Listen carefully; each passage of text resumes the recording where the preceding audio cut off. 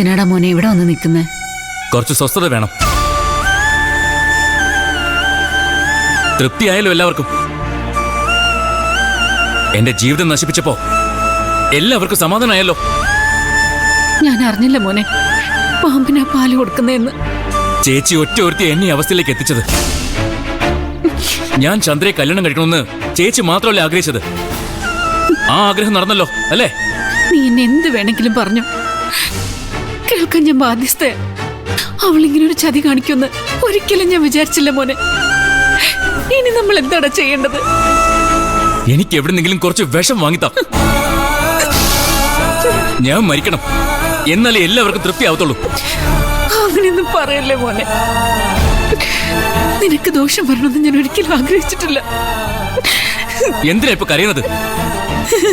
എനിക്ക് കാണണ്ടേ കണ്ണീരൊന്നും. ചേച്ചിയുടെ കരച്ചിൽ കാണുമ്പോ എനിക്കിപ്പോ അറപ്പാ തോന്നുന്നത്. പറ്റിയത് പറ്റി. ഇനി എന്ത് ചെയ്യും? അതല്ലേ നമ്മൾ ആലോചിക്കേണ്ടത്. ചന്ദ്രയെ വിളിച്ചിട്ട് ഫോൺ എടുക്കുന്നില്ല. അവൾ എങ്ങോട്ട് പോയതായിരിക്കും? മനസാക്ഷി സൂക്ഷിപ്പുകാരിയായിരുന്നല്ലോ, വിളിച്ചു ചോദിക്കങ്ങോട്ട്. അവളുടെ കണ്ണില് ഞാനും ഇപ്പൊ ശത്രുവാ. നിങ്ങളും കണ്ടതല്ലേ അവള് കാണിച്ചു കൂട്ടിയത് മുഴുവൻ. പോലീസിലൊരു കംപ്ലൈന്റ് കൊടുക്കണോ?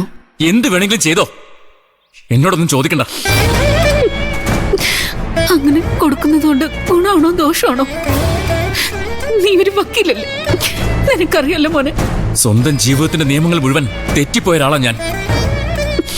എനിക്ക് മറ്റൊരാൾക്ക് നിയമോപദേശം കൊടുക്കാനുള്ള അർഹതയില്ല, പ്രത്യേകിച്ച് ആ ചന്ദ്രയുടെ കാര്യത്തില്.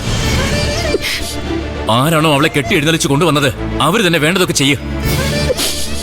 ഞാനായിട്ട് ഒരു അഭിപ്രായവും പറയത്തില്ല, എനിക്കൊന്നും കേൾക്കുകയും വേണ്ട. ചേച്ചി, എനിക്ക് നല്ല തലവേദനയുണ്ട്. കുറച്ചു നേരം ഞാനൊന്ന് സ്വസ്ഥമായിട്ട് നിന്നോട്ടെ. ദയവ് ചെയ്ത് എന്നെ ശല്യം ചെയ്യരുത്.